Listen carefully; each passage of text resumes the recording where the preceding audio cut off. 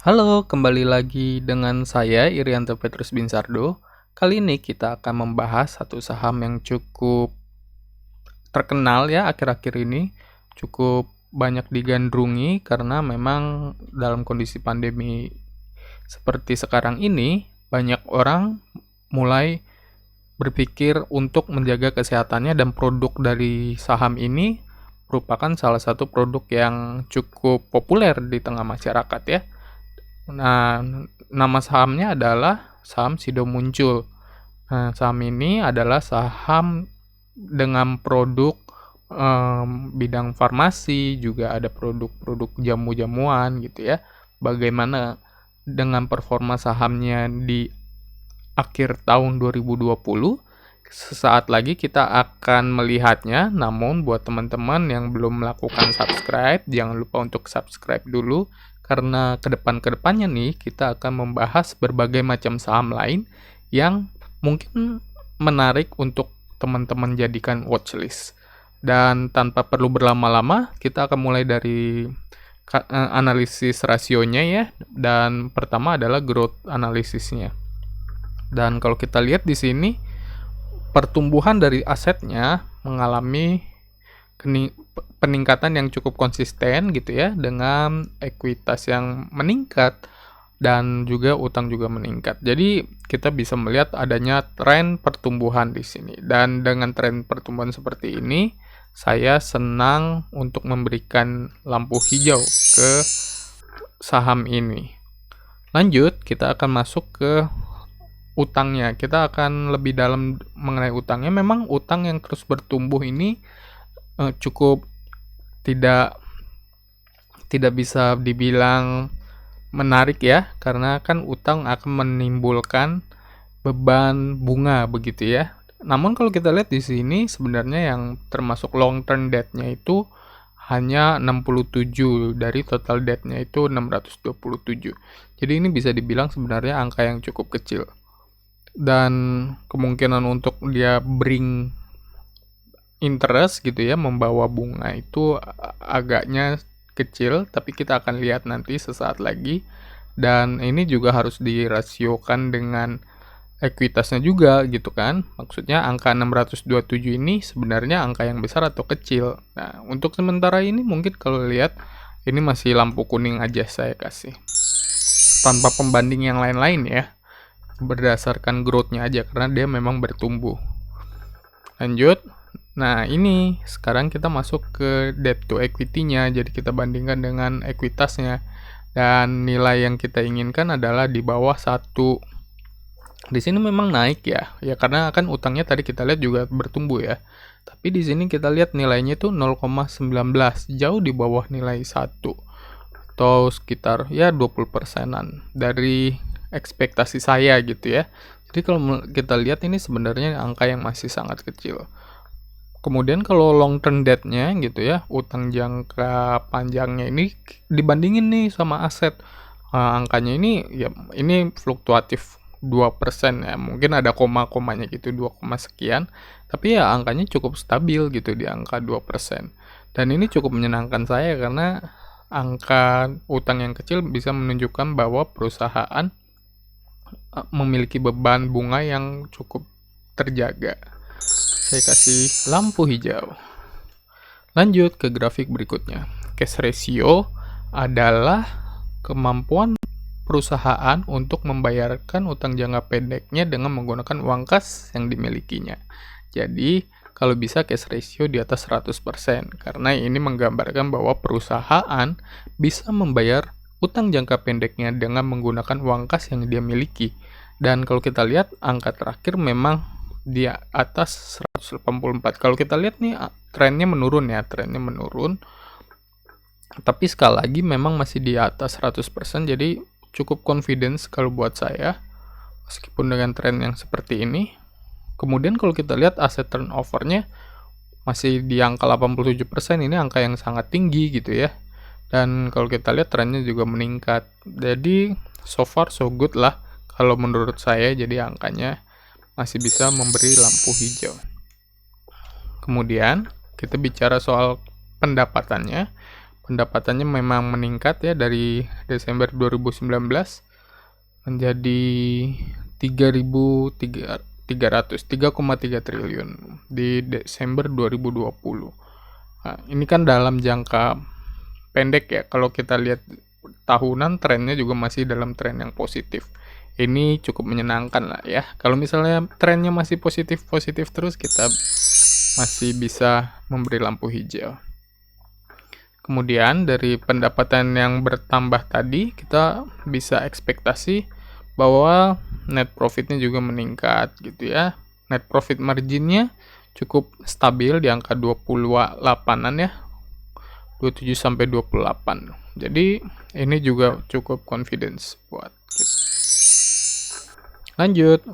Nah, ini tadi kalau kita bicara soal utang kan dia yang paling harus kita waspadai adalah tentang bunganya nih. Dan kita lihat bahwa dengan tadi utangnya kan meningkat nih, tapi sebenarnya tidak membawa interest atau tidak membawa bunga utang yang signifikan gitu kan. Ini angkanya masih nol semua gitu. Jadi ini masih cukup aman kalau menurut saya.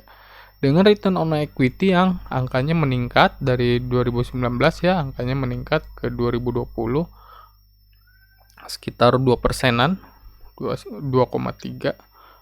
Dan kalau kita lihat di sini nilainya ya 26 ke 28 ini besar banget. Maksudnya kalau deposito gitu kan kita bisa dapatnya berapa sih gitu kan dibandingkan misalnya reksadana, dan ini angkanya 28%. Jadi ini cukup memiliki return yang tinggi.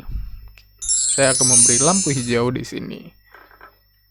Sekarang kita masuk ke valuasi. Jadi valuasi yang saya gunakan dua pendekatan. Kan ada yang pendekatan IHSG, jadi berdasarkan harga saham rata-rata IHSG dibandingkan performanya.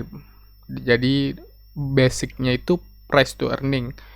Sedangkan yang kedua adalah pendekatan PBV. Jadi kayak kalau berapa tahun sebelumnya ini harganya sudah masuk mahal atau enggak. Dan pada saat video ini dibuat angkanya masih di 780 rupiah per saham ya.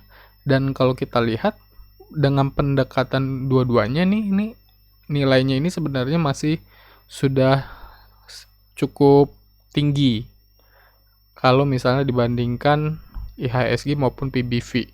Karena kalau berdasarkan PBV dia lebih tinggi 47% gitu ya, artinya sudah banyak sekali yang membelinya sehingga harganya tinggi dibandingkan harga rata-rata biasanya selama ini. Sedangkan untuk berdasarkan IHSG memang angkanya tipis ya, cuman kemahalan 6% gitu ya. Jadi kalau menurut saya ini bukan kemahalan tapi sudah di harga wajarnya gitu kan, plus minus lah.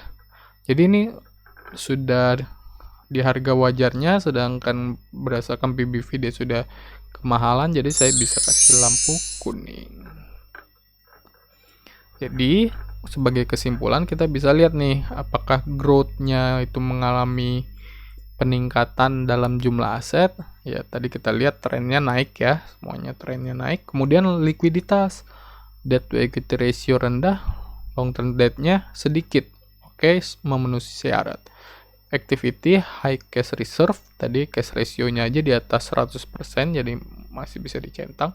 Profitability, keuntungannya itu meningkat, betul tadi kita lihat ya dari 26 jadi 28 ya kalau nggak salah. Jadi angkanya naik. Kemudian untuk valuation, nah untuk valuation sebenarnya kalau untuk dibilang low udah enggak ya, dua-duanya masih tadi merah warnanya. Sedangkan untuk medium price ya mungkin secara valuation, secara price to earning dia memang sudah di harga wajarnya ya. Jadi di medium saya masih memberikan lampu hijau tadi ya, lampu kuning masih bisa dicentang di sini. Jadi strategi apa yang bisa kita lakukan untuk saham ini? Mari kita simak berdasarkan berita atau data-data yang ada. Jadi kalau kita lihat ya, kelebihannya itu adalah strong fundamental. Nah, ini yang tadi sudah kita bahas. Tadi centangnya sampai 5 ya. Kalau menurut saya itu merupakan suatu hal yang cukup strong. Nah, yang kekurangannya ini menurut saya memang dari harga ya. Kalau kita lihat harganya memang secara PBV dia sudah di atas gitu ya.